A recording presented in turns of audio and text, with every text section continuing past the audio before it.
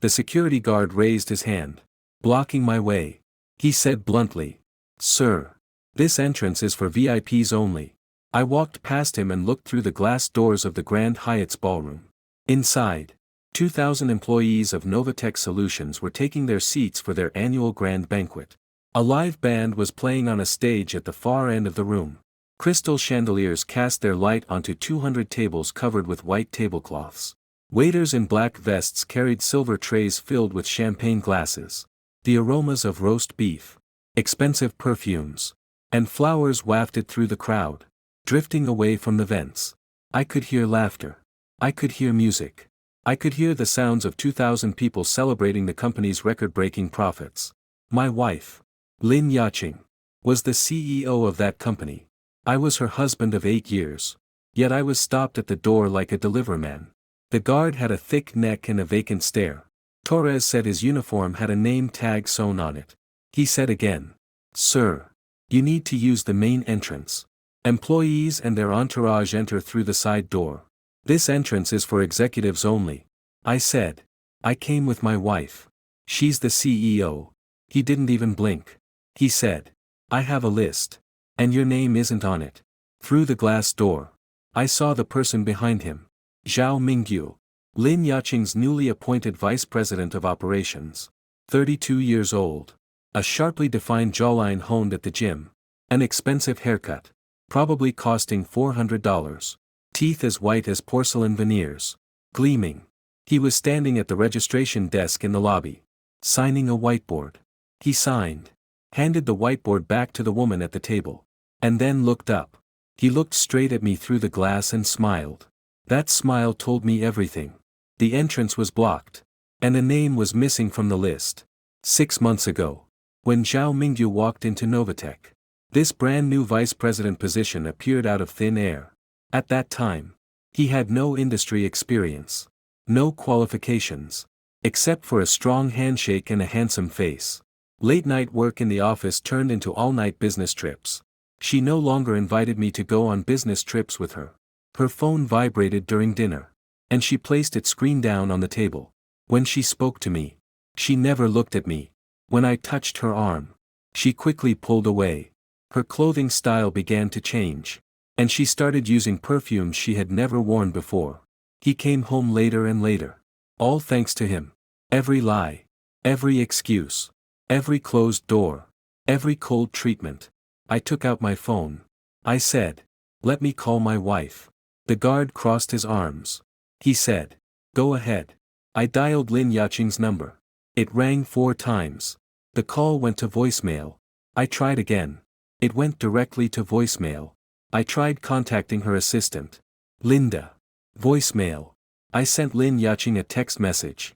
I said, "I'm at the door. Let me in." No response. Zhao Mingyu walked to the glass door. He pushed it open and went out, bathing himself in the cold December air. The wind blew against him. And he shivered slightly, adjusting his coat.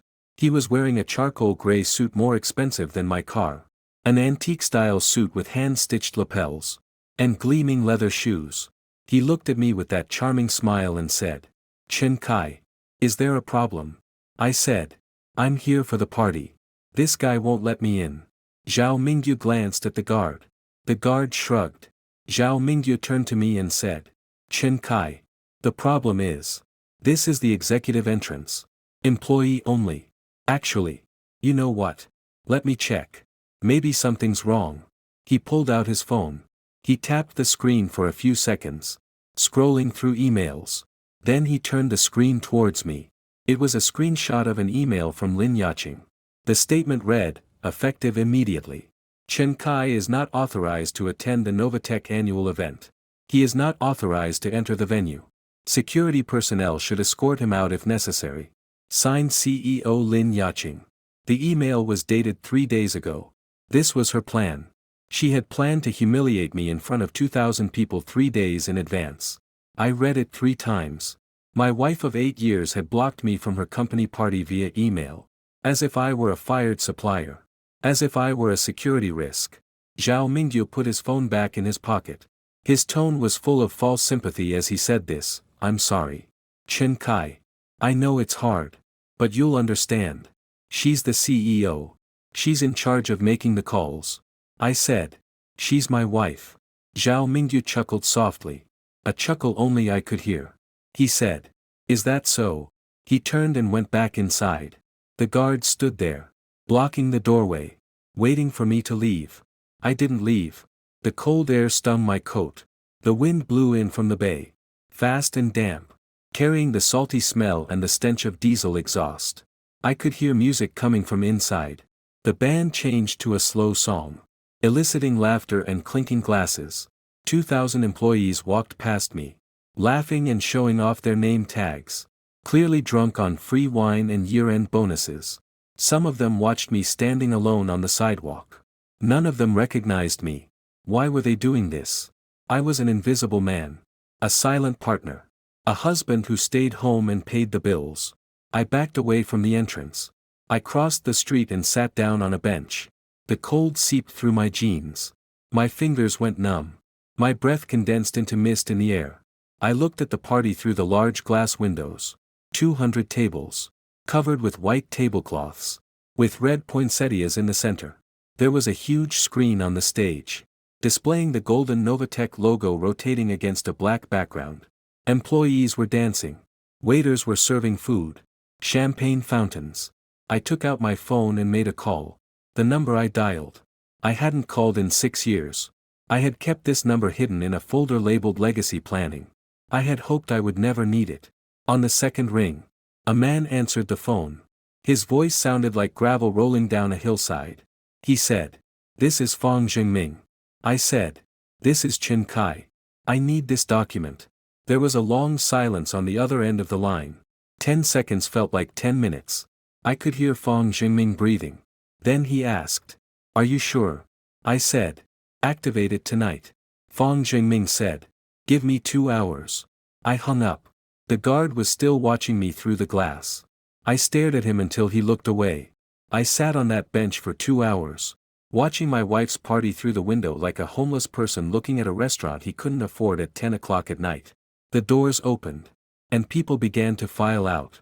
They surged onto the sidewalk in waves, laughing, drunk, and arm in arm. Some hailed taxis. Some got into limousines. And some stumbled toward the BART station. I watched them go one by one. None of them saw me sitting alone on the bench in the dark. I saw Zhao Mingyu leave with a woman. Not Lin Yaqing, but a blonde in a silver dress. His hand was on her waist. He led her to a waiting car. He didn't look at me. He didn't even glance across the street. My wife was the last to emerge. She was surrounded by board members, shaking hands, smiling, and receiving congratulations. She looked radiant, powerful, and unapproachable. She wore a red dress, probably worth $10,000. She wore diamond earrings, and her smile was dazzling. She got into a black car with Zhang Weiqing and 2 other directors. The car drove away. She didn't look across the street. I stood up from the bench. My legs were frozen. My fingers were numb in my jacket pocket. I hailed a taxi and went home. When I arrived, the house was dark. A $5 million mansion in Pacific Heights. 4 bedrooms. 6 bathrooms. And a master suite with views of the Golden Gate Bridge. The deed was in Lin Yaqing's name. It should have been both our names. She had said that it would be easier to get a loan if there was only one applicant. I believed her then. For 8 years. I had believed every word she told me. I walked through the living room. These pieces of furniture are all hers. The artwork. Those walls are all hers. The kitchen is filled with her favorite foods. The wine cabinet is overflowing with her chosen wines. Even the golden retriever named Duke is registered in her name. Duke trotted down the hallway. He wagged his tail and licked my hand. I scratched his ear. I said, "At least you still like me." He wagged his tail and followed me more closely into the study. I sat down at my desk. I opened my laptop and started looking up information. First, the credit card statements. Lin Yaqing had a company-issued American Express card. A black card. With no spending limit. I had access to the account because I was still the emergency contact on the original application. The password was still unchanged.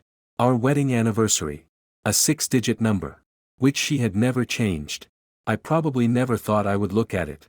I went through 6 months of charges. July stay at the Ritz-Carlton, San Francisco. Room service charge at 2 a.m. A bottle of Dom Perignon champagne cost $300. Breakfast for 2 every morning. The Four Seasons Hotel, Seattle. 2 nights in August. Spa treatments. 2 massages. Dining at the hotel restaurant. 2 glasses of wine on the bill. Tokyo. No. She said a week-long trip in September was for a business meeting. The meeting was real. I checked the itinerary online. But the hotel suite was booked for 1 bed. Not 2. The minibar was charged for 2 people per night. Then there were the first-class tickets. Both booked with her executive travel account. 3 flights to New York. 2 to Los Angeles. And 1 to Cancun. All passengers were booked as economy on the company records. And all were upgraded to business class at the gate. The upgrade fees were charged to the company credit card. Then there were the gifts. Tiffany's. Worth $4,200. A cardigan. $8,700. A watch from a Soho boutique. Priced at $12,300. All expenses were charged to the company credit card. All of this happened in the last 4 months. All items were delivered to an address in the waterfront district. I checked. That was Zhao Mingyu's apartment. I screenshotted everything. 42 screenshots. After finishing, I created a folder called Evidence. I organized everything by date. I made a spreadsheet, cross-referencing dates, locations, and amounts. By sunrise, I had a complete black and white record of the past 6 months of my marriage. The next morning, I hired a private investigator named Ray Santos, a former FBI agent who had worked in the white-collar crime division for 10 years. He ran his own agency in a small office in San Francisco's Mission District. He accepted the job over the phone without asking why. I said, I need evidence of the affair. Bank records. Hotel registers. Witness testimonies. Photos. I need it by Thursday. Ray said. That's tight. I said. I'm willing to pay you 3 times the price. Ray said. I'll call you tomorrow. I went to my office. My own company. A small consulting firm called Chen's Consulting. With 3 employees including myself. A cramped space on Market Street. Filled with the smells of old carpets and stale coffee. A stark contrast to Novatka's glittering skyscrapers in the financial district. But this was mine. Every penny was earned by myself. My business partner, David Wong, who wasn't related to me, glanced at me as I walked into the room and said, You look terrible. I said. I stayed up all night. Want to talk? I said. Not yet. I sat at my desk, staring blankly at the wall. My phone vibrated. A text message from an unknown number. It said, You must be freezing. Right. Should I send someone to bring you a blanket? I didn't reply. I saved the message and added it to my evidence folder. At 11 a.m. the phone rang. It was Linda. Lin Yaching's assistant. She said, Chen Kai. Lin Yaching wants to talk to you. I continued to browse the charges. More than I expected. $200 for dining at Quint. $800 for dining at French Laundry. $400 for spending the weekend at Post Ranch and Big Sioux. 27 times on private car service bills in 6 months. A $500 a month spa membership card. For both of us. Paid entirely with the company credit card. She'd been living a double life right under my nose. And I'd been too trusting to notice. I said. Let her go. Lin Yaching's voice came through the phone. Cold. Decisive. Professional. The voice she used at board meetings. The tone she used when talking to reporters. The tone she used when closing deals. She said. I heard you tried to come to the party. I said. You invited me. You invited me last month. I have the email proof. She said. I changed my mind. You made me feel uncomfortable. I said. I made you uncomfortable.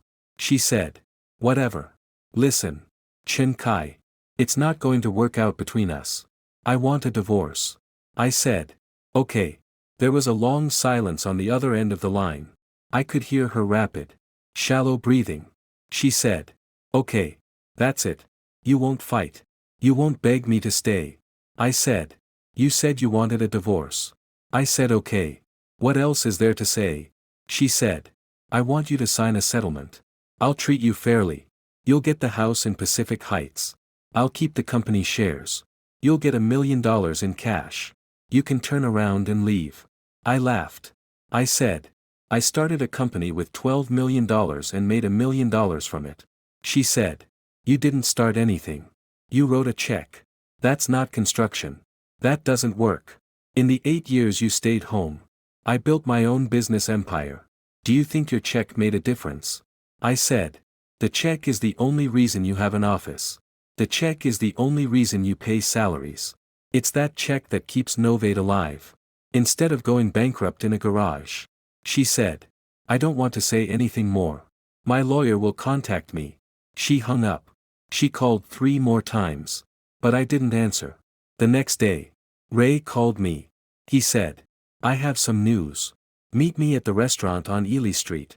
The restaurant had cracked red vinyl chairs. And the coffee smelled like burnt regret. When I walked in, Ray was already there. He had a manila folder on his table, which he pushed in front of me. Ray said. Hot check-in. They had checked into the Ritz-Carlton under a fake company name. Network Industry. The front desk manager remembered them because Zhao Mingyu always gave her a $100 cash tip every time they checked in. She took photos with her phone. I opened the folder. 6 photos. Lin Yaqing and Zhao Mingyu in the elevator. He had his arm around her waist. She leaned against his chest in the lobby. He had his hand on her hip in the hotel bar. She had her hand on his knee under the table. Each photo was dated in the corner. The dates matched the charges on the credit card bill perfectly. I said. That's good. Ray said. There's more. I found a joint bank account in the Cayman Islands that opened 2 years ago. Lin Yaqing deposited $200,000 into it last year. And Zhao Mingyu deposited $50,000. Now there's $500,000 in the account. This isn't Novatech's money, it's misappropriated customer funds. I demanded evidence. Ray said. Records show that one of Novatech's operating accounts made 4 regular payments to a shell company called Skybridge Logistics. Skybridge is registered in Delaware. The signatory for the account was Zhao Mingyu. The money was transferred directly from Skybridge to the Cayman Islands account. Classic car wash service. Customers paid Novatech. Novate paid Skybridge. But these services didn't exist. Skybridge transferred the funds to the Cayman Islands. The Cayman Islands distributed the money to them. I asked. How much in total? Ray said. $1. 7 million spent in 18 months. I leaned back in my booth. I said. She's been stealing money from her own company so she can elope with her boyfriend. Ray said. It seems so. She's been planning this for a while. I said. Can you testify in court? Ray said. I can testify. All my documents are backed up and notarized, I said. You're worth every penny I pay you. I walked out of the restaurant with the folder tucked under my arm. I stood on the sidewalk and called Fong Jingming. I said. Submit the application. Everything we need is ready. Fong Jingming said. The board meeting is scheduled for Friday at 6 o'clock. Everyone will be there. I said. Including Lin Yaqing. Fong Jingming said. She has no choice. The clause mandates attendance. She must be there or she will forfeit her voting rights. I said. Okay. Fong Jingming said. Chen Kai. Once I submit this document, there's no turning back. You understand that? Right. It's a one-way street. I said. She kept me out of the party that night to make sure of that. Fong Jingming said. See you on Friday. The next 2 days were peaceful. I didn't call Lin Yaqing. Nor did I answer her calls. I stayed in my office working. I updated my will, transferring my personal savings to a separate account for myself. I also wrote a letter to my mother explaining everything. Just in case. Friday arrived. I put on a dark gray suit. My best outfit. I drove to the Novartis building. A 23-story glass and steel structure in downtown San Francisco. I had never set foot in this building before. The lobby was full of white marble and chrome trim, with a curved glass reception desk and a water feature on the wall in the distance. The Novartis logo was engraved in gold letters on the stone floor. The receptionist looked up and recognized me. She must have seen my photo. She said, Mr. Chen, wait for me in conference room A on the 23rd floor. I took the elevator up. Pushing open the door, I was greeted by polished wooden and brushed steel floors. A long corridor stretched along both sides, lined with framed photos documenting Novatech's development. Lin Yiqing shook hands with the mayor. Lin Yiqing cut the ribbon at the new office. Lin Yiqing graced the cover of Forbes magazine. Zhao Mingyu stood behind her during a company team-building activity, his hand on her shoulder. The two smiled radiantly at the camera, as if they owned the world.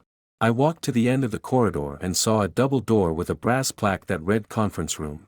I could hear sounds from inside, laughter, the clinking of coffee cups, and hushed conversations. I pushed open the door. The conference room was very spacious. A mahogany table could seat 20 people, each seated in a high-backed leather chair. Each seat had a crystal glass. A bar in the corner was stocked with top-quality drinks. Floor-to-ceiling windows offered panoramic views of the bay. The Golden Gate Bridge in the distance shimmered orange in the setting sun. 12 people sat around the table. Lin Yaqing sat at the front. Zhao Mingyu sat next to her. With the other board members lined up on either side, Fang Zhengming stood by the window, holding a tablet. He nodded slightly to me. Lin Yaqing looked at me and asked, "Chen Kai, what's going on here?" I walked to the table and said, "This is a shareholders' meeting convened according to Articles 174 and 22, which are clauses in the original investor agreement you signed 8 years ago." Zhao Mingyu burst into laughter. An exaggerated, deafening laugh that echoed between the glass windows.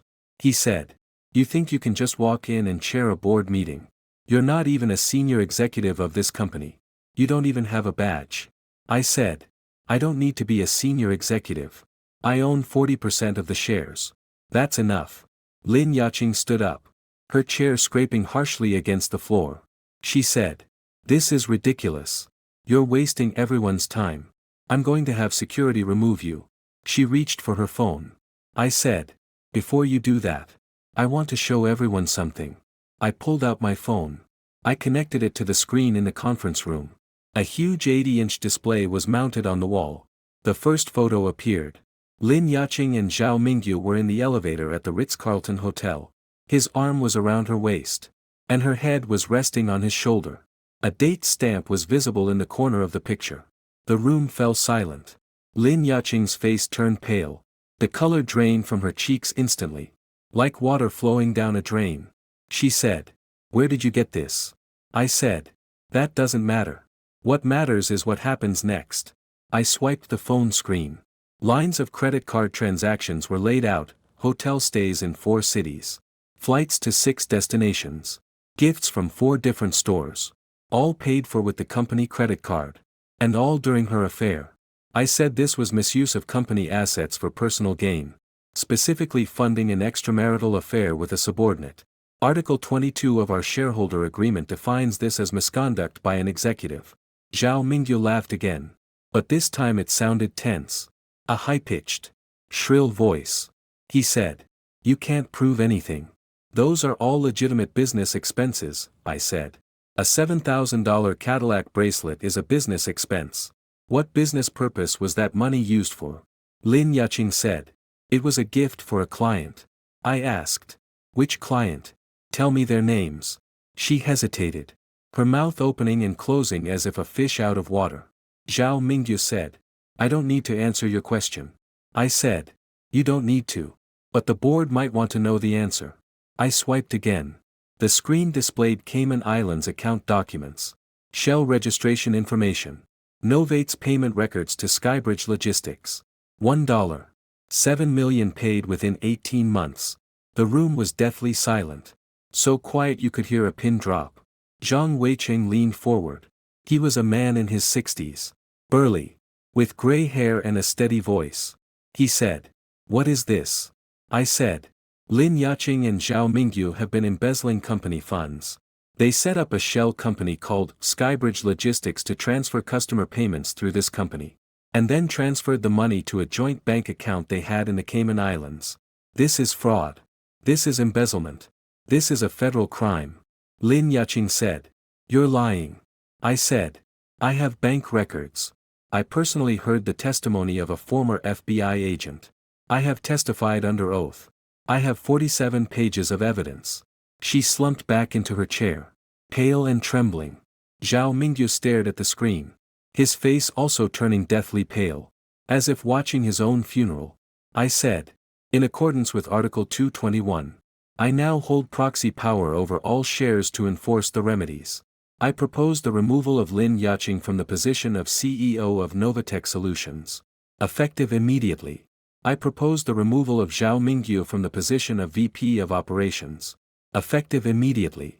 I propose the appointment of an interim CEO and a full audit of the company's financial situation. Zhang Weiqing said. I second that. Lin Yaqing turned around abruptly. She said. Zhang Weiqing. What are you doing? I've invested $30 million of my own money in this company, Zhang Weiqing said. If you falsified the accounts, I need to know. If you've stolen company money, I need to cut my losses. I won't go bankrupt with you. The vote began. Fang Jingming stood up to count the shares, 40% for him, 5% for Zhang Weiqing, and 2% each for two other board members. That gave him 49%, including Zhao Mingyu's vote. Lin Yaqing's vote share was 51%. Then Wang Huilin raised her hand. A quiet woman in her early 50s, always dressed in a navy blue suit. She was Lin Yaqing's closest ally on the board and her best friend from business school. She said, I want to change my vote. I hold 3% of the shares. I voted the same as Qin Kai. Lin Yaqing said. Wang Huilin. No. You can't do this to me. Wang Huilin said. I have 2 daughters. Lin Yaqing. I've witnessed firsthand how you treat others. I've seen you treat your husband as if he doesn't exist. I watched you humiliate him in public and ignore him in private. I'm not surprised by any of this. I'm sorry it took me so long to speak up. This gave me 52% of the vote. Silence filled the room. Lin Yaqing looked around. She looked at the faces she considered loyal. She looked at those she had promoted. Those she had given bonuses to. Those she had called years of friends. Everyone looked away. They looked at the table. They looked at their phones. They looked at the ceiling. They looked everywhere. But not at her. I said. Motion passed. Lin Yaqing is removed from the position of CEO. Effective immediately. Zhao Mingyu is removed from the position of VP of Operations. Effective immediately. Security will escort them both out of the building immediately. Lin Yaqing stood up. Her eyes were wet. Her mascara smudged. She said. You bastard. I said. I was your husband. Your partner. I gave you $12 million. And I asked for nothing but to be your husband. And you shut me out. Wouldn't let me to parties. You humiliated me in front of your boyfriend. Treated me like a stranger at the company gate. This is what happens when you treat people like they're invisible. She said. You're still nothing. You'll never be anything. I said. I own 40% of this company. I control the board. I control the future of everything. You built everything. And you have nothing. 2 guards appeared at the security door. Lin Yaqing grabbed her purse from the table. She walked out without looking back. Her high heels clattered on the marble floor. The sound echoed in the corridor and then faded away. Zhao Mingyu followed. He wanted to say something to me. He opened his mouth. I raised my hand and said. No. I didn't say a word. He closed his mouth. He walked out. They left. Fang Jingming walked towards me. He shook my hand. He said. Well done. I said. It's not over yet. I know, Fang Jingming said. The legal audit starts tomorrow. Then the criminal case will be transferred to the U.S. Attorney's office. I said. Make sure the referrals are to the right people. Fang Jingming said. I will. I walked out of the meeting room. The corridor was empty. I took the elevator down to the lobby. The receptionist smiled at me. She said. Good night.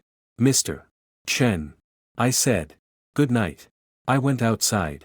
A blast of cold air hit me. I stood on the sidewalk. Looking up at the building. 23 stories of glass and steel. Now this building was mine. My company was mine. But it didn't feel like a win. It felt like the end of a relationship I never thought would end. The legal audit took 3 weeks. The auditors found everything. Shell companies. Cayman Islands accounts. Fake invoices. Ghost employees on payrolls. falsified expense reports. A total of $2.4 million was uncovered over 2 years. $700,000 more than Ray initially found. Lin Yaqing and Zhao Mingyu were arrested in Marcus's apartment at the dock. FBI agents arrived at 6 in the morning on Saturday. Zhao Mingyu, wearing boxer shorts, with messy hair and bloodshot eyes, went to open the door. Lin Yaqing was in the bedroom. Agents found a briefcase full of cash and a set of fake passports with different names and photos under the bed. They had planned to flee. They were charged with wire fraud, embezzlement, and conspiracy. Lin Yaqing posted $2 million bail. Zhao Mingyu couldn't afford bail. He spent Christmas in the county jail. The news first appeared in the local newspaper, then in the national one. The female CEO was arrested for embezzlement. The photo they used was of Lin Yaqing at a charity gala, smiling brightly, beautiful, wearing a red dress and diamond jewelry. She looked like a movie star. The story below describes how she stole funds from her company to fund her affair with a young man. Novatica's stock fell 23% in the first week. Then it began to recover. Then it climbed to unprecedented heights. Investors saw the cleanup as a positive sign. A strong company that had purged corruption and was moving forward. I was appointed interim chairman of the board. Zhang Weiqing took over as acting CEO. I sold my consulting firm. The money was saved. I moved into a small apartment in a quiet neighborhood. 2 bedrooms. No view. No ocean view. Just a place to sleep and work. The mansion in Pacific Heights was also embroiled in divorce proceedings. Lin Yaqing tried to fight the case in court. She argued that it was her primary residence and she needed it to care for her children. We didn't have children. After reviewing the evidence of the affair and embezzlement, the judge said, Ms. Lin, you have no right to demand anything. The house has been sold. The proceeds have been distributed in accordance with California law.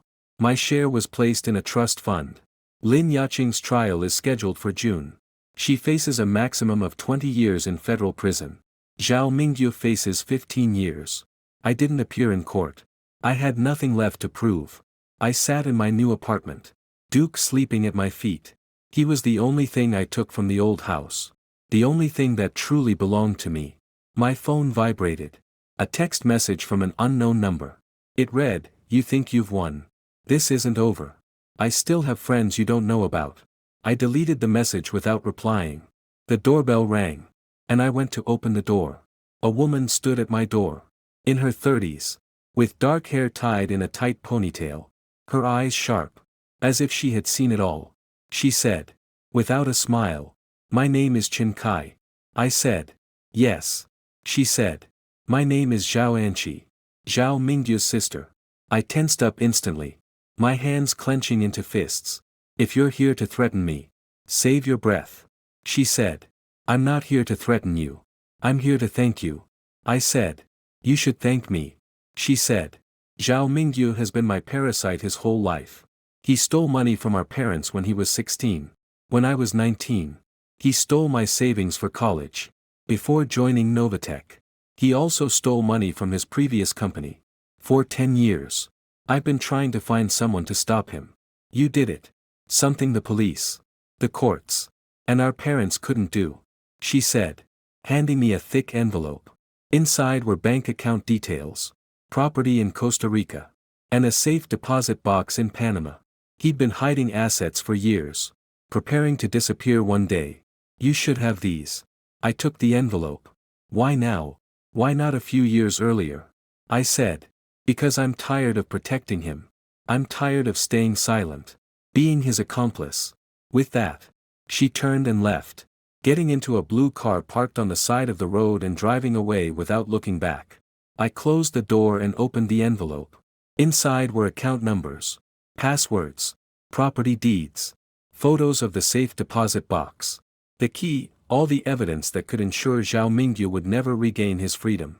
I called Fang Zhengming and said. I need you to add some information about the criminal charges against Zhao Mingyu. Fang Zhengming asked. What? I said.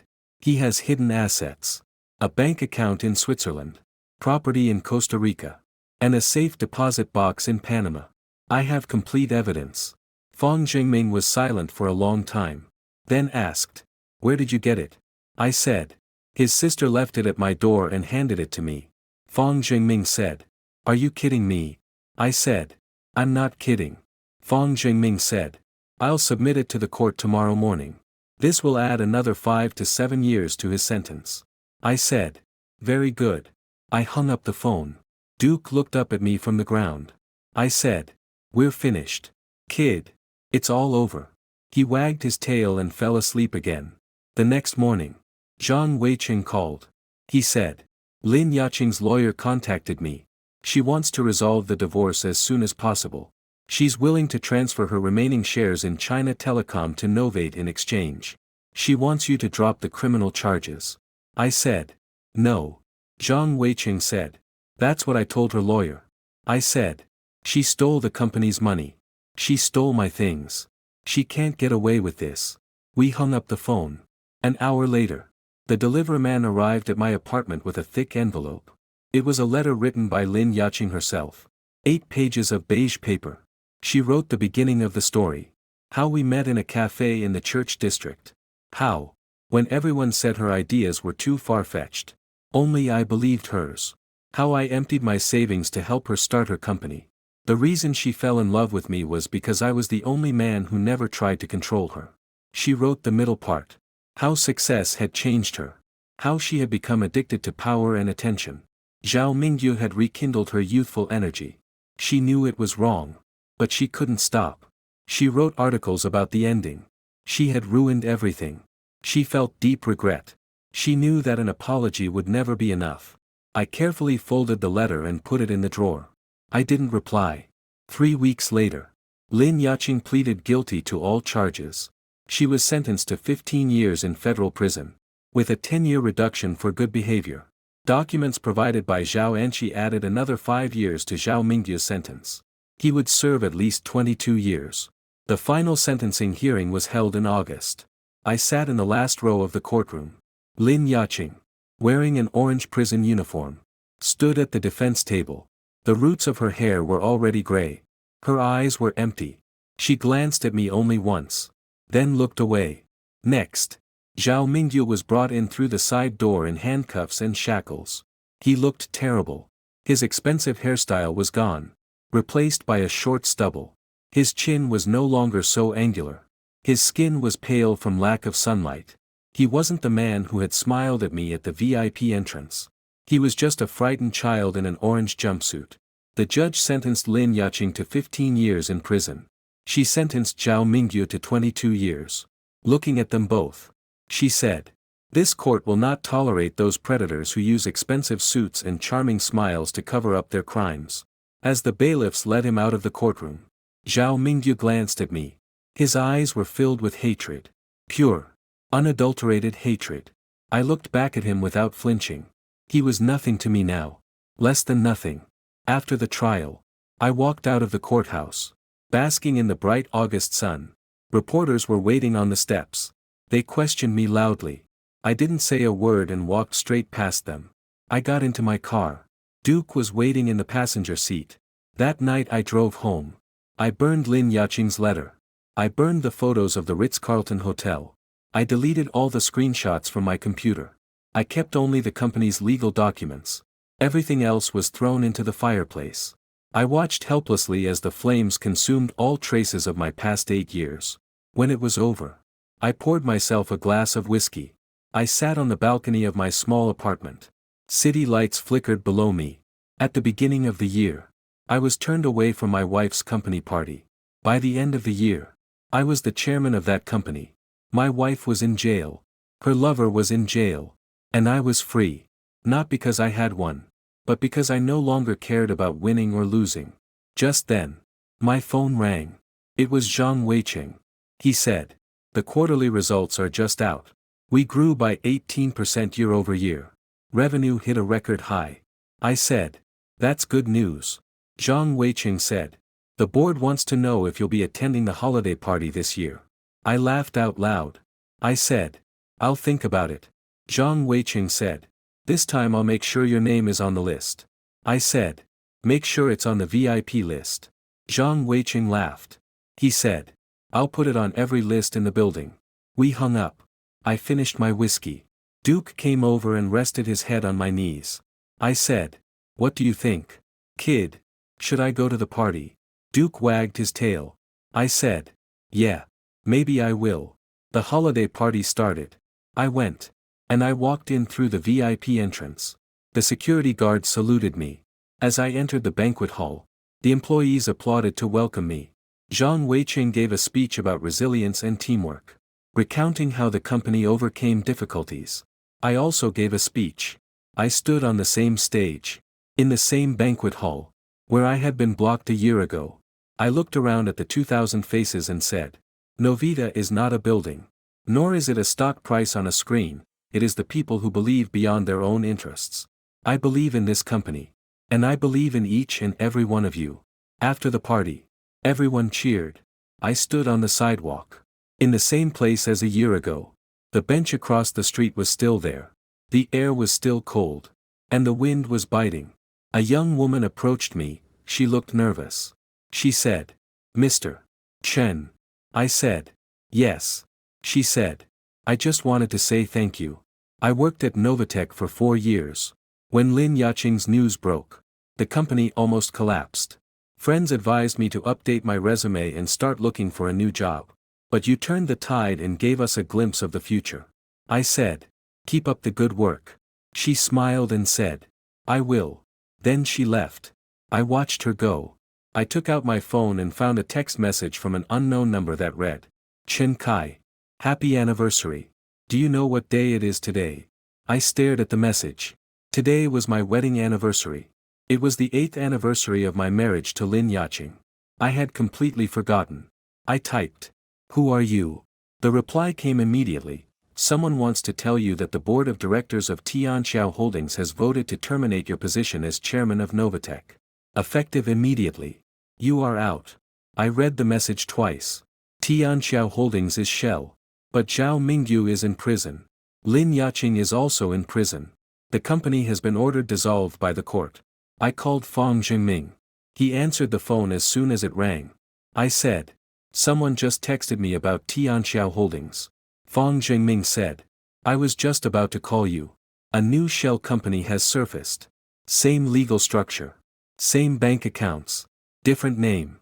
Actually, someone has been manipulating all of this behind the scenes." I said, "Who is it?"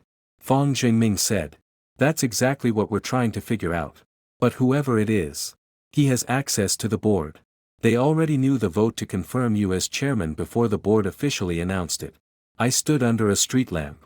The party behind me was drawing to a close. The city was bustling with traffic. Fang Jingming asked, "Are you okay?"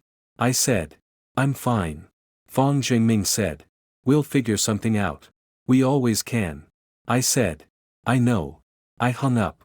I deleted the message. I walked to my car. Duke was waiting in the back seat. He rested his head on my shoulder and licked my ear. I said, "This is never going to end. Is it, kid?" He wagged his tail. I started the engine. I drove home. The next morning, I woke up early. I made a pot of coffee. I sat down at my desk. I created a new folder on my computer. I labeled it, Phase 2. I began my research. A new enemy had emerged. Hidden and unknown. Someone inside the company or someone closely connected to it. Someone who had been watching from the sidelines. Someone who had been waiting for the right moment to strike. I had already subdued Zhao Mingyu and Lin Yaqing. I exposed their crimes. I had rebuilt the company from scratch. But in the shadows, someone was still manipulating things behind the scenes. And they had just shown me their hand. I smiled. Not because I was happy, but because I was ready. I shouted to Duke, "Let's play." I opened my email and started writing. The game wasn't over yet. Everything started anew. And this time, I knew all the rules. The following week, I rebuilt my intelligence network from scratch. Rizantos returned to the team and received a hefty advance. Fang Jingming was reviewing every company document from the past 5 years. Zhang Weiqing had been observing the board members, noting anyone who seemed nervous or evasive. The new shell company, Oakwood Partners, was registered in Delaware. The same law firm that founded Skybridge Logistics. The same offshore bank in the Cayman Islands. and used the same methods for forging invoices and providing phantom consulting services. Someone had obtained the original blueprints. This meant someone inside had been leaking information to the outside. I carefully reviewed the list of everyone who had seen the evidence I submitted at the board meeting a year ago. There were 12 board members, 3 lawyers, 2 auditors, and 1 assistant, 18 people in total. One of them was also implementing a parallel program. Or they had sold the information to others. I carefully sifted through the list. Wang Huilin was clean. She voted with me. Zhang Weicheng was clean. He supported me from the beginning. The auditors were all independent contractors. The lawyers were bound by attorney-client confidentiality privileges. In the end, only 8 board members remained. 2 of them were staunch supporters of Lin Yaqing, who stayed after her arrest. 6 were neutrals, conforming to the majority's wishes. I started with the loyalists. The first was Chen Weike, the former CFO of Novatech. He resigned and disappeared from the business world 3 months after Lin Yaqing's arrest. I found his phone number through a mutual friend and called him. He answered the second ring. He sounded exhausted. I said, "Victor. This is Chen Kai." Chen Weike said, "Chen Kai. I've been wondering when you'd call me." I said, "I have some questions about Oakwood Partnership." Chen Weike said, "I know nothing about Oakwood Partnership." I said, "You're the CFO. You approved the initial payments to Skybridge. You understand the account structure. You understand the patterns." Chen Weike said, "I was carrying out Lin Yaqing's direct orders. I was fulfilling my duties." I said, "And Oakwood? Which is now running it?" A long silence followed. Then he said, "I won't talk about this on the phone." I said, "Tomorrow morning at 9. Coffee at that restaurant on Ely Avenue." He said, "Okay." He hung up. I arrived at the restaurant before 8 the next morning. Chen Weike arrived at 9:35. He looked like he hadn't slept in a week. His suit was wrinkled. His tie was crooked. The dark circles under his eyes were so dark they could be packed up and taken on a trip. Chen Weike said, "Chen Kai. I'm in big trouble." I said, "Tell me everything." Chen Weike said, "When Lin Yaqing was in charge of the company, she had me set up a second account that was completely undocumented. She called it an emergency fund. $2 million. It was legal. It was the company's emergency reserve." I said, "Where is the money?" Chen Weike said that after she was arrested, the court froze her account. But last month, someone accessed it. They used login credentials to transfer the entire balance to a new account registered with Oakwood Partners. I asked, "Who accessed it?" Chen Weike said the security logs had been completely wiped clean. But whoever did it knew the password. And only 3 people knew it, me, Lin Yaqing, and another person. I said. The other person was Wang Huilin. I stared at him across the table. I said. Wang Huilin voted with me at the board meeting. She and Lin Yaqing had a falling out. Chen Weike said she voted with you because she knew the plan was going to fail. She wanted to be on the winning side. She wanted to protect herself from prosecution. I said. Do you have evidence? Chen Weike said. I have emails between Wang Huilin and Lin Yaqing's defense lawyers. And late-night text messages. She's been instructing them on how to focus the narrative on Lin Yaqing and Zhao Mingyu so she can distance herself. He reached into his coat and pulled out a stack of folded documents. He placed them on the table between us. He printed out the emails with timestamps and recipient addresses. I picked up the book and began to read. The first email was sent by Wang Huilin to lawyer Lin Yaqing the day after the board meeting. She was already planning how to turn the tide. How to focus the investigation on Lin Yaqing and Zhao Mingyu. And how to cover up her own involvement. I asked. Why didn't you speak up before? Chen Weike said. Because I was involved too. I opened those illegal accounts. I'm guilty just like them. I have a wife. And 2 children in college. If this is exposed, I'll go to jail. And my family will lose everything. I said. You should have thought of this before you broke the law. Chen Weike said. I know. I'm not making excuses. I'm just telling you the truth. I said. Here's the thing. You need to give me all the information about Wang Huilin. Every email. Every record. Every date and time. If I need you to testify, you have to testify. In exchange, when the FBI comes knocking, I'll recommend leniency for you. Chen Weike said. The FBI? You're going to report me? I said. You set up illegal accounts. You helped conceal $2 million. You were the CFO of a listed company. Chen Weike. You're not a victim. You're an accomplice. He put his hands on his head. His shoulders began to tremble. After a long pause, he said, I accept the deal. We shook hands across the table. I left the restaurant with a USB drive full of evidence against Wang Huilin. I called Fang Jingming from my car. I said, I need to hold an emergency closed-door board meeting. Wang Huilin is not allowed in the meeting room. Fang Jingming said, What happened? I said, Wang Huilin is the source of the leak from the new shell company. Fang Jingming said, Are you absolutely sure? I said, I have evidence. Chen Weike just handed everything over to me. Fang Jingming said, I'll arrange it. 2 hours later, I drove to the office. I sat in the parking lot for 10 minutes, looking up at the building. The morning sun shone brightly on the glass windows.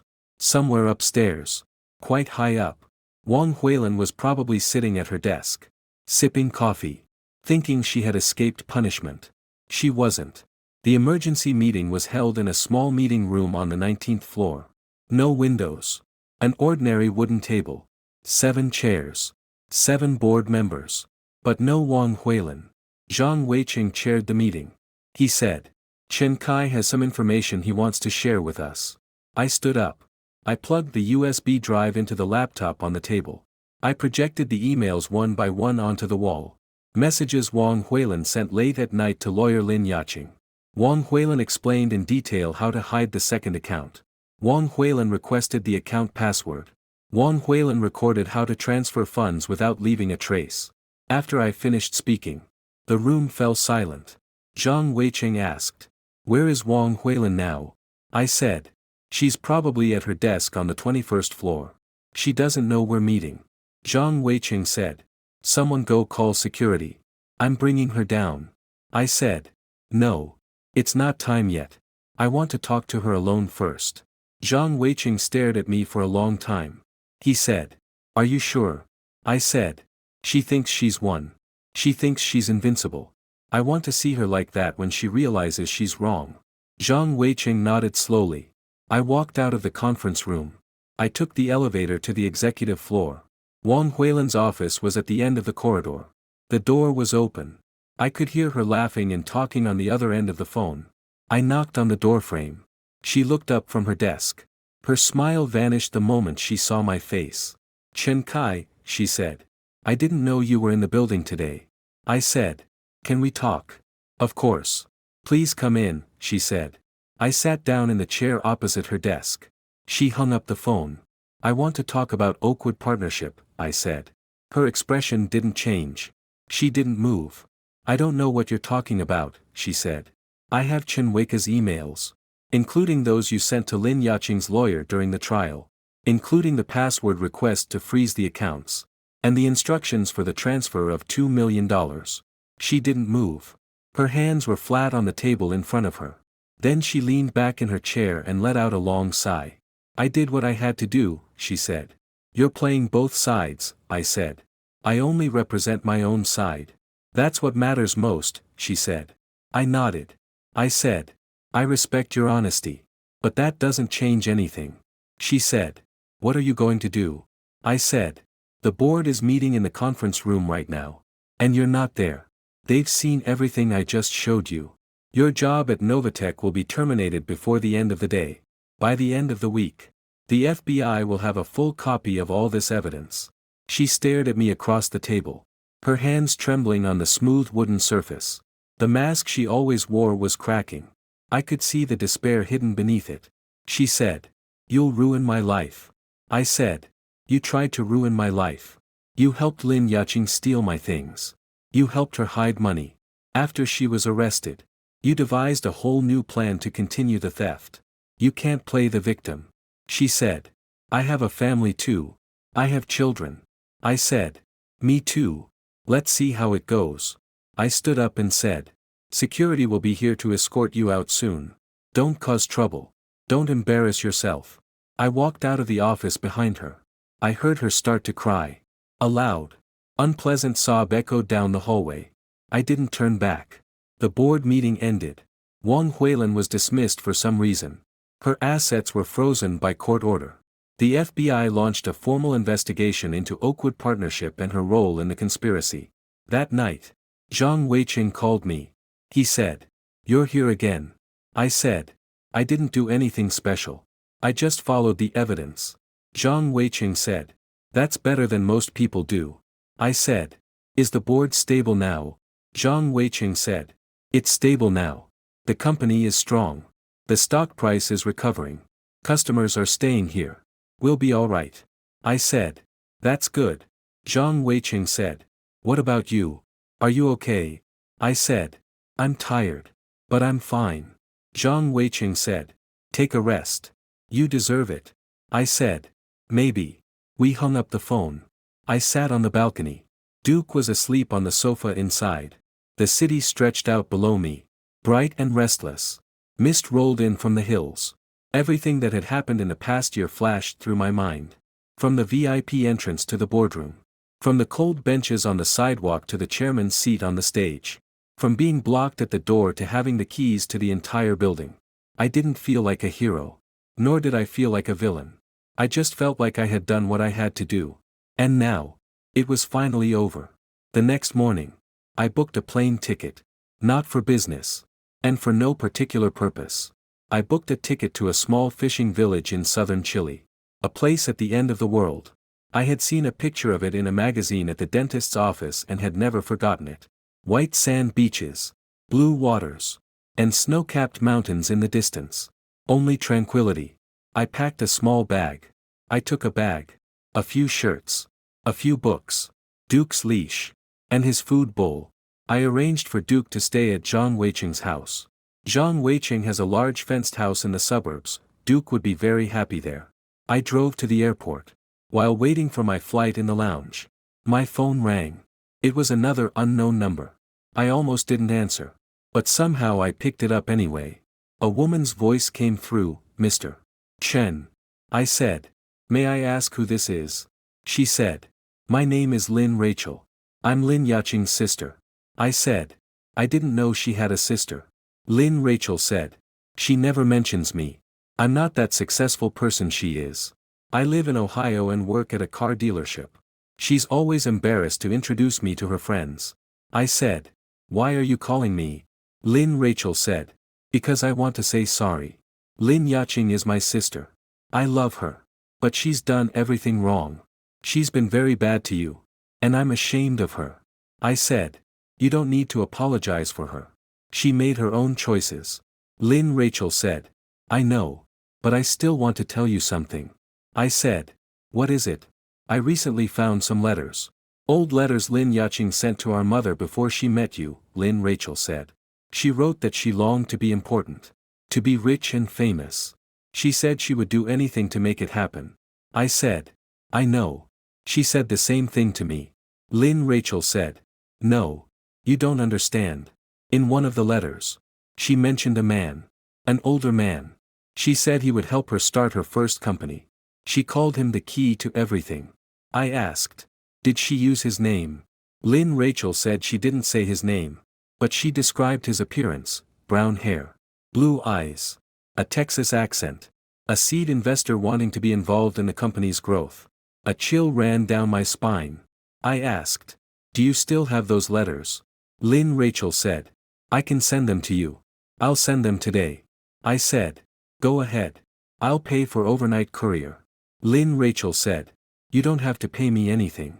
I just wanted you to know the truth." I said, "Thank you, Rachel Lin." She said, "Mr. Chen, I hope you can find peace." She hung up. I sat in the waiting room.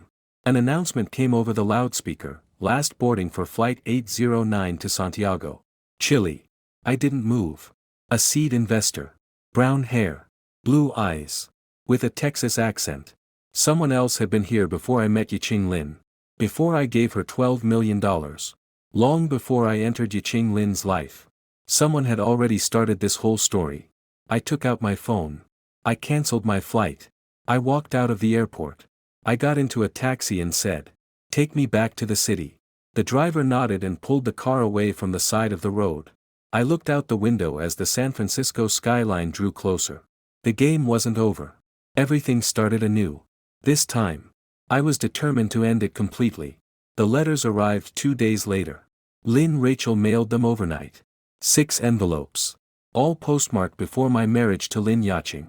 I sat in my office reading them. The sunset slowly sinking into the bay. In letter after letter, Lynn Yachting mentioned a man named Alex. Alex was a seed investor. He gave her $50,000 in startup capital. In exchange, he wanted 30% of her new company and a permanent seat on the board. I checked the company records. There had never been a shareholder named Alex. There had never been a board member named Alex at Novatech. The $50,000 wasn't part of the company's initial capital. Alex was a ghost. But ghosts leave traces if you know where to look. I called Rosantos. I said, I need to find someone named Alex. Before I got involved, I was a seed investor in Novate. Brown hair, blue eyes, Texas accent. Ray said he was probably born 8 years ago. That's too little of a clue. I said he left written evidence. Find it. 2 days later, Ray called me back. He said, I found your ghost. I asked, who is he? Ray said, former venture capitalist Alexander Morrow worked at Lanier Capital in Austin, Texas. He left the firm about 7 years ago and disappeared. No social media accounts. No public records. Nothing. I asked, where is he now? Ray said, that's the interesting part. He's dead. Died in a car accident 3 years ago. His Porsche crashed into a tree on a winding road in Napa Valley. A single vehicle accident. I said, that's quite a coincidence. Ray said, yeah. I thought so too. I said, were there other people involved in his business? Ray said, he had partners. He had colleagues. He ran it all by himself. Lanier Capital is just his one-man company. But I've discovered something interesting. His last known address in the US was a house in Salerno. That house was purchased through a limited liability company. Guess what that company is called? I said, Skybridge Holdings. Ray said, right. I leaned back in my chair. I said, so, Zhao Mingyu and Lin Yaching weren't the founders of the Skybridge project. They inherited it from someone else. Ray said, it seems so. And the people who inherited from Alex Morrow are still running it. I said, people who knew Alex Morrow. People who took over his business after his death. Ray said, that's just speculation for now. I said, keep investigating.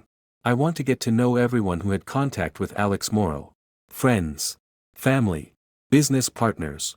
Anyone who could take over his work. Ray said, I've already started. I hung up the phone. I stared at the whiteboard on the office wall. Names. Arrows. And connections. Lin Yaching. Zhao Mingyu. Wang Huilin. Chen Weika. Alex Morrow. Douglas Reeves. Oakwood Partners. Skybridge Holdings.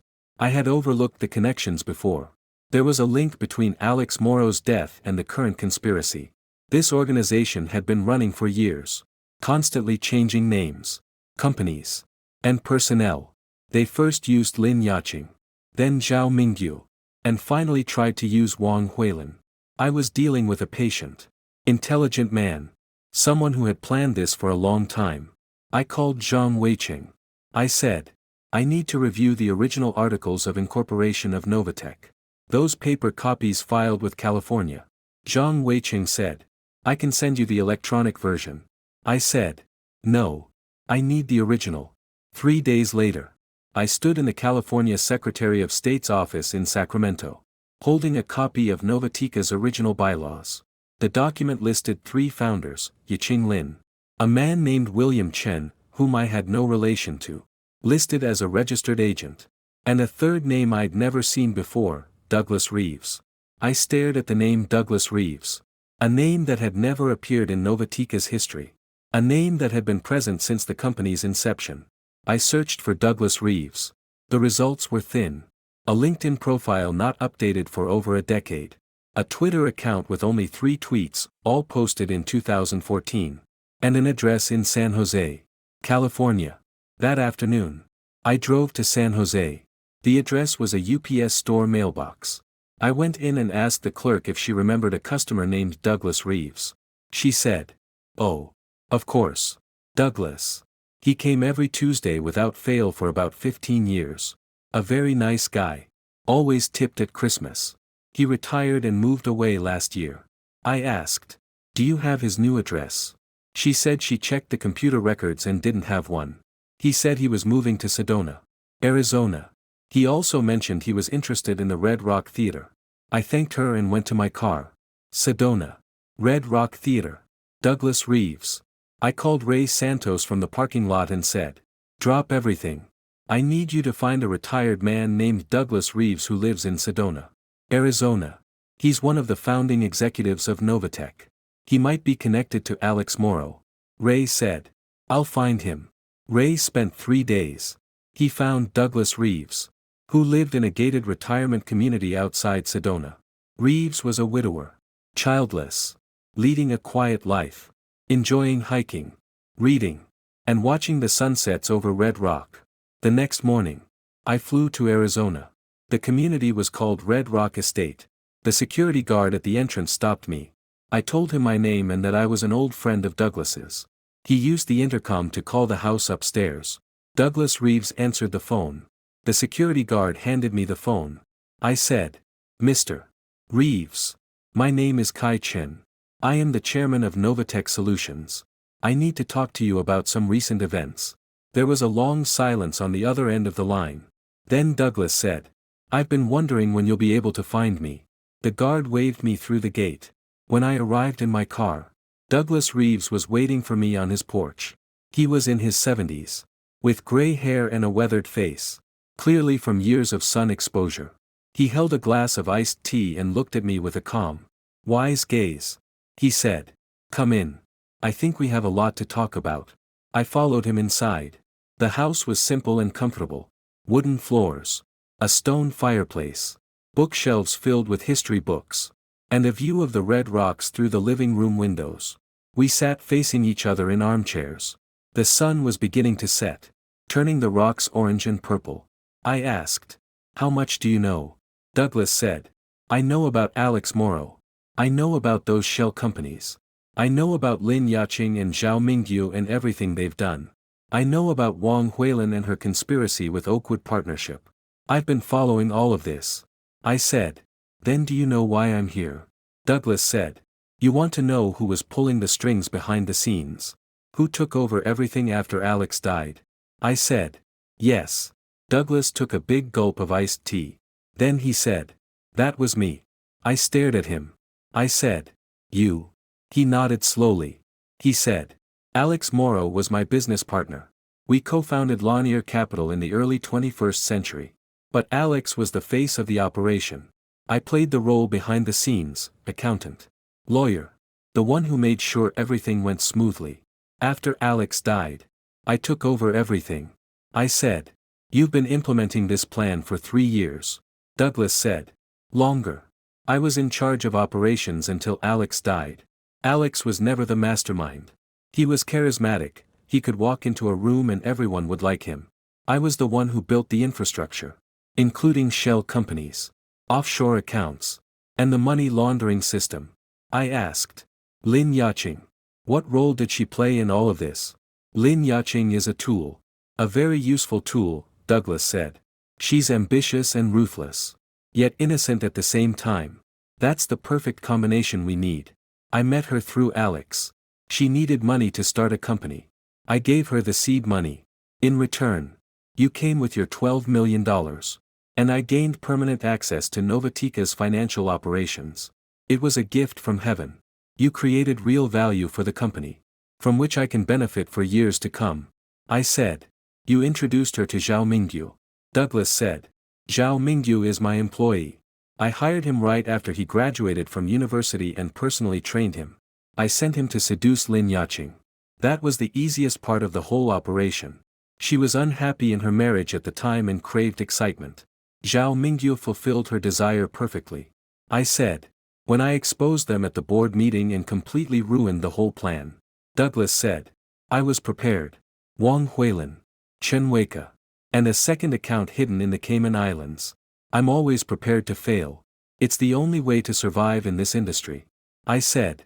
It's so easy for you to tell me all this so frankly. Why? Douglas said. Because you won't report me. I said. Why wouldn't I report you? Douglas said. Because if you report me, the whole operation will be exposed in court. And you'll find out that some of the money I laundered through Novatech was connected to people you absolutely don't want to mess with. Drug cartel funds. Human trafficking is still going on. People who don't care about board politics. If I fall, I'll take a lot of people down with me. Including you. You may not know it. But this money did flow through your company's accounts. The Department of Justice won't care if you're innocent. They'll freeze everything. They'll seize these assets. Novatech will be destroyed. I said. You're threatening me. Douglas said. I'm just telling you the facts. I said. What do you want? Douglas said. I want you to leave. Stop the investigation. Close the case. I'll disappear. I'll take the money. I've moved overseas. You'll never hear from me again. I said. What if I don't agree? Douglas said. Then we'll both be finished. I looked out the window and saw red rocks. The sun was setting. The sky was pitch black.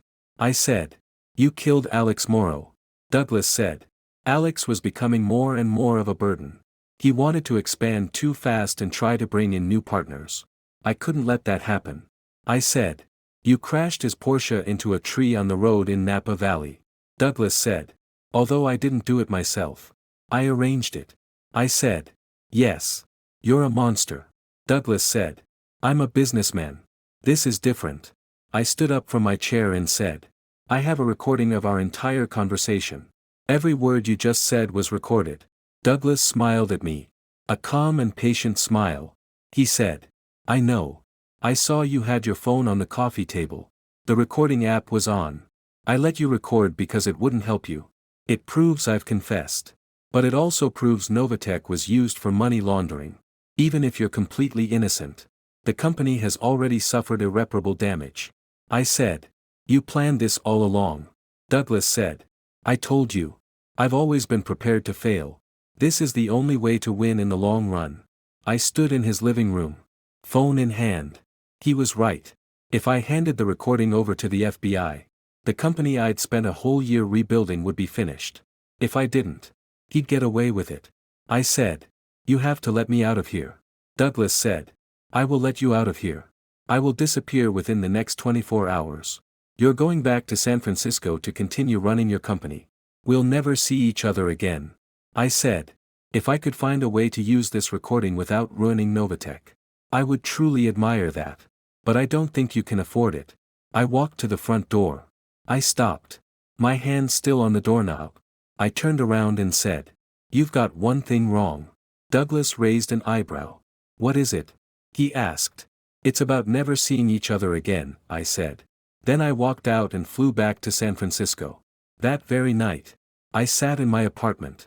Duke sprawled at my feet, staring at the video on my phone. Douglas's words kept echoing in my mind. He was right about the risks. If I told the FBI, Novatech would be thoroughly investigated. The stock price would plummet. Then layoffs would follow. The company might not survive. But he misunderstood me. I called Fang Zhengming at 11 p.m. I said. I need an emergency meeting at 8 a.m. tomorrow. With all board members. Including the lawyers. Fang Zhengming asked. What happened? I said. I'd rather burn my company down than not save it. The atmosphere in the meeting was tense. There were 15 people in the room. All board members. 2 lawyers from the law firm handling Novatika's case were present. Including Fang Zhengming. I played the recording from beginning to end.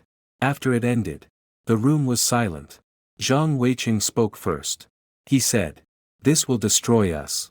I said. If we try to cover it up. We will destroy us. If we step forward. We can save us. One of the board members said. What do you mean? I said. We will go to the Department of Justice ourselves. We will hand over everything. Including the recordings. Financial documents. And records of shell companies. We will tell them that we discovered the money laundering ourselves. And we are willing to fully cooperate. Zhang Weiqing said. That's a gamble. I said. This is our only way. If we try to cover it up, and the FBI finds out later, we're finished. If we cooperate now, we can get bonus points for voluntary cooperation. We might still survive. The committee discussed it for 2 hours. At 10 a.m., they unanimously voted that we would proactively report to the Department of Justice. I personally called the FBI field office in San Francisco. I said, "My name is Kai Chen. I am the chairman of Novatech Solutions. We have discovered evidence of money laundering related to my company, and we are willing to fully cooperate with your investigation." The customer service representative on the other end of the line was silent for a moment. Then he said, "We will send someone to your office in an hour." They came. And there was a huge crowd. FBI agents, IRS criminal investigators, Department of Homeland Security personnel. They took everything: servers, hard drives, paper documents, call logs, bank statements. They questioned every member of the board. They interrogated me for 4 hours straight.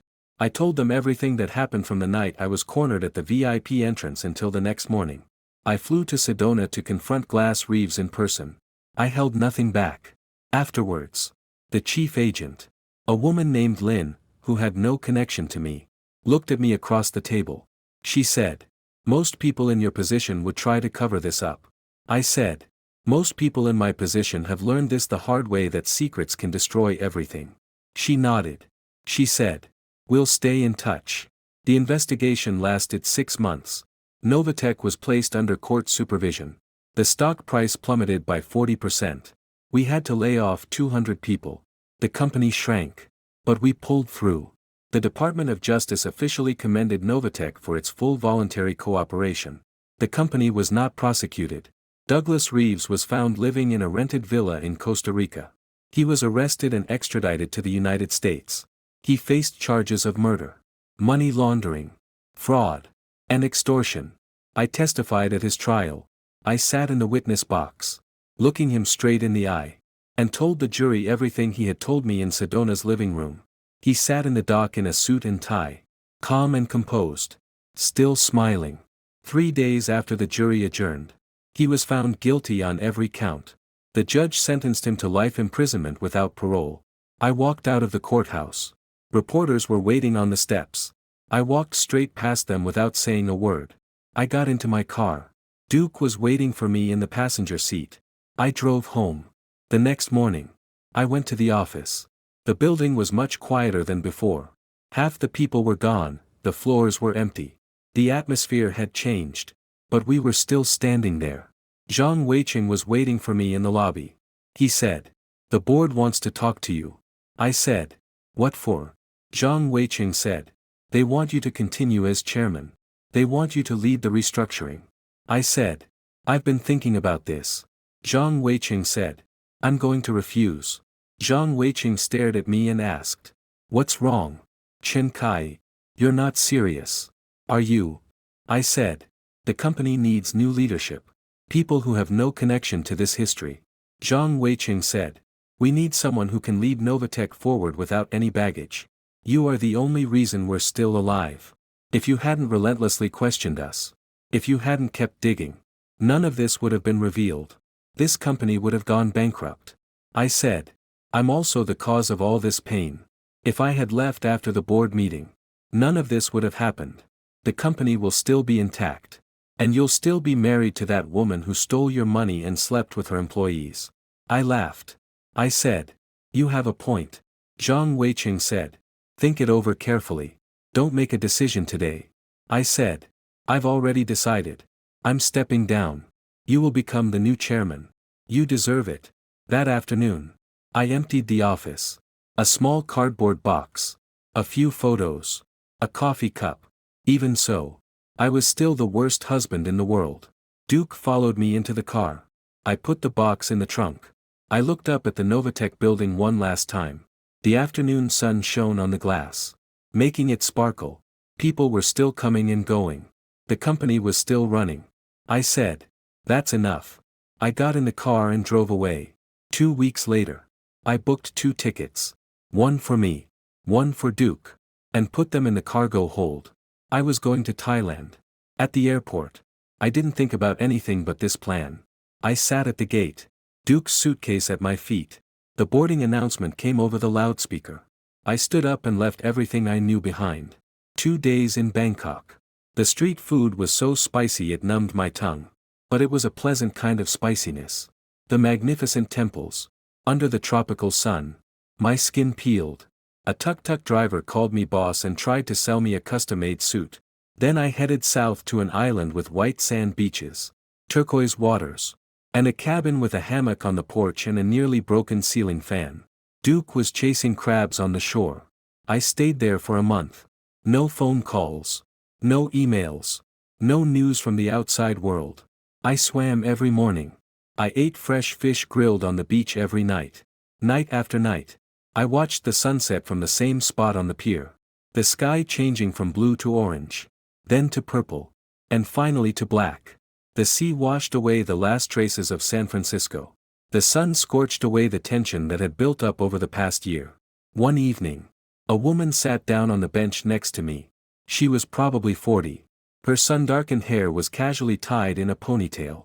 And there was a faint scar above her left eyebrow. She said, "You look like someone who's been through war." I said, "Pretty much." She said, "Me too." We sat in silence for a long time, watching the waves. The sky turned purple.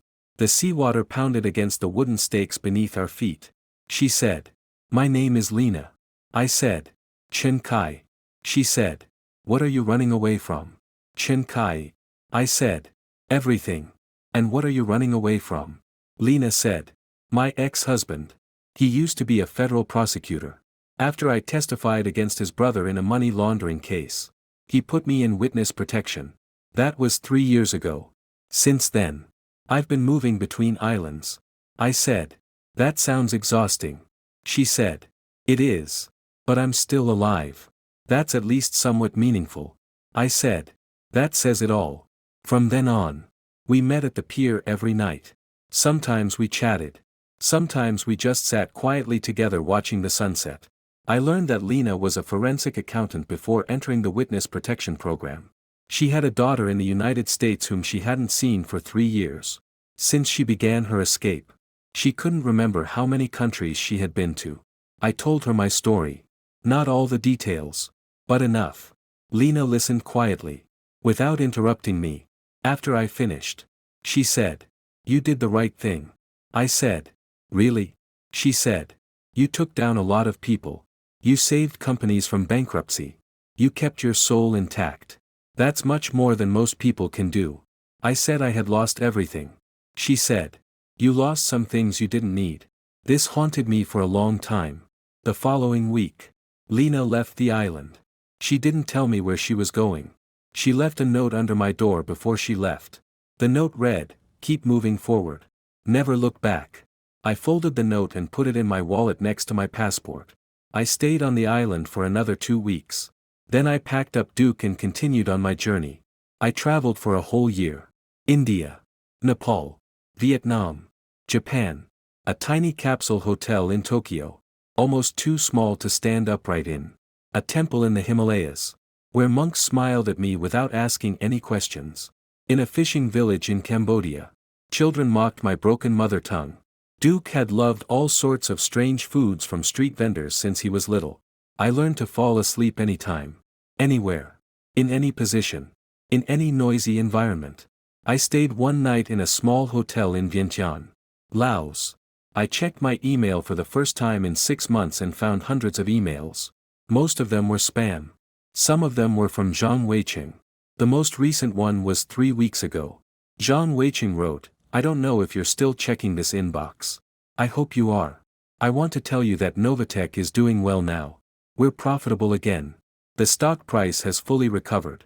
The Department of Justice officially closed its investigation last month. We are innocent." He wrote, "The board unanimously voted to name the new headquarters building after you. Its official name is the Chen Kai Building. I know you may not want this honor. But you saved the company. You deserve it." He continued, "Take care. Chen Kai. You are always welcome home. We look forward to seeing you." I closed the email. I didn't reply. The Chen Kai Building. A 23-story skyscraper. with my name engraved on it. It was a monument to the pain, betrayal, and destruction of that year. I decided then and there that I would never see it. The next morning, I bought a beat-up Honda motorcycle, with a sidecar attached to the back. I tied Duke's bed to the sidecar, and we rode it out of Luang Prabang. Heading south, we crossed the Lao Mountains, crossed the border into Cambodia, and traveled along muddy roads, flanked by dense jungle, the air humid and stifling. We stopped in a small village called Kong Thong, a quiet town with a morning market, a brown river, and little else. I found a house for rent on the edge of town. It was built on stilts. The tin roof creaked in the rain, and the porch overlooked a vast expanse of green rice paddies.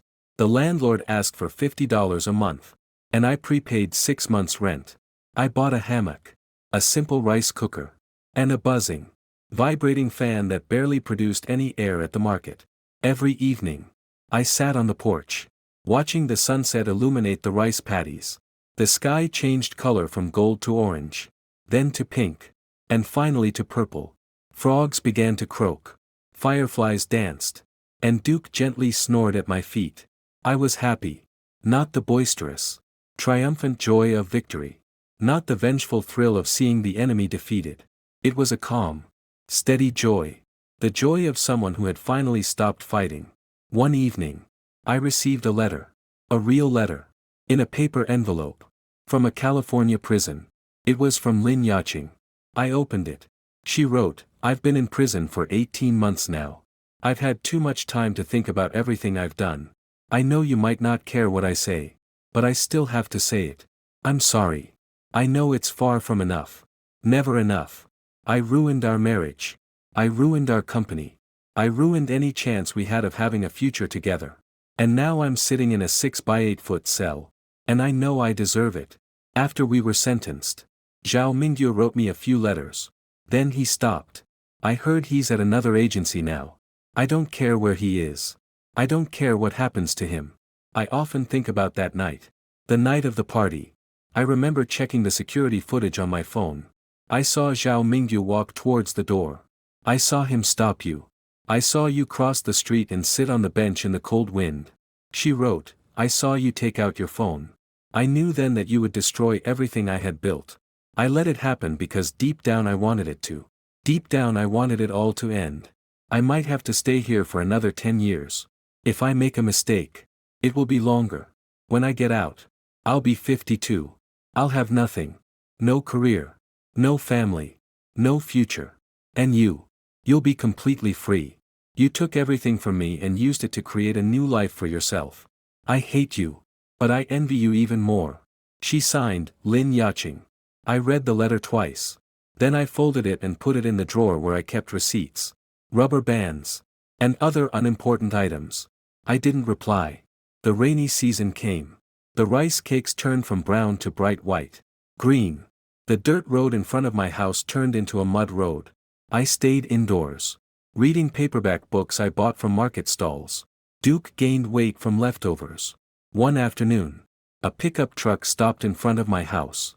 A man got out. He was white, middle-aged, and wearing a suit that was completely out of place in the local climate. He said he was carrying a leather briefcase, Chin Kai. I said, "Who's asking?" He said, "My name is Paul Brennan. And I'm a lawyer. I've been looking for you for almost 5 months.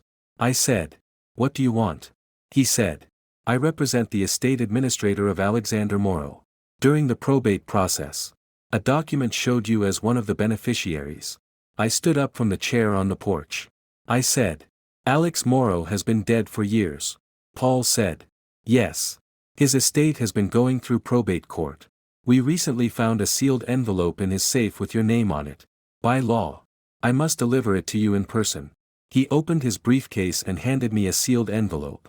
Then he got back into his pickup truck and drove away. I sat back down on the porch. Duke looked at me. I opened the envelope. Inside was a piece of paper handwritten in blue ink. The letter read, "Chin Kai. If you are reading this letter, it means I am dead. If I am dead, it means Douglas Reeves killed me. In the end, I became greedy. I wanted to escape the life we built together. Douglas didn't want to let me go. He said I knew too much. He was right. I did know too much. I'm not writing this letter to ask for your forgiveness. I'm asking for nothing. I'm writing this letter because you have the right to know the truth. I introduced Lin Yaching to Douglas. I started all of this. I met her at a social event. She was young and ambitious, eager for success, and desperately needed money. I saw an opportunity and seized it. I didn't know she was married. I didn't know you existed either. By the time I found out, it was too late. Douglas had already taken control of her. He had corrupted her. He had set up accounts and shell companies. She was too deeply involved to extricate herself. I tried to warn her. But she didn't listen. I also tried to warn you. But I didn't know where to find you. To me, you're just a name on a marriage certificate. That's why I wrote this letter. It's a confession. And a warning. If you read this letter, Douglas has already made his move. Don't let him succeed. I'm sorry. Alex. I read the letter 3 times. Then carefully folded it and put it back in the envelope. I sat on the porch for a long time, watching the rain fall on the rice paddies. Duke came over and rested his head on my knees. I said, "It's finally over. Kid. Is it really over this time?" He wagged his tail. I put the letter and Lin Yaching's letter in the drawer. 2 confessions from different people. One dead. One in prison. They both demanded things I couldn't give. I closed the drawer. The rain was still falling. Frogs began their evening chorus. Fireflies flickered in the deepening darkness. I leaned back in my chair and closed my eyes. The burden I had carried for so long was finally lifted. Not completely gone. Some scars never fully heal. But now I felt so light that I could breathe effortlessly. The man blocked at the VIP entrance was gone. The chairman was gone. The Avenger was gone too. He was now just a man sitting on a porch in central Cambodia, listening to the rain pattering on the tin roof. The rain was heavy and gentle, and I was starting to like the rhythm. Duke was snoring at my feet. The world outside the porch no longer mattered, that was enough. Duke snored softly. I smiled. The sun tried to pierce the clouds, making one last attempt before setting. It failed. But that didn't matter. Tomorrow would be another day. I could wait. Frogs sang their evening prayers. Fireflies flickered in the darkness. Tomorrow would bring more rain and more tranquility. The rhythm here had become my rhythm. I no longer counted days or weeks. Time flowed differently here. Slowly and patiently.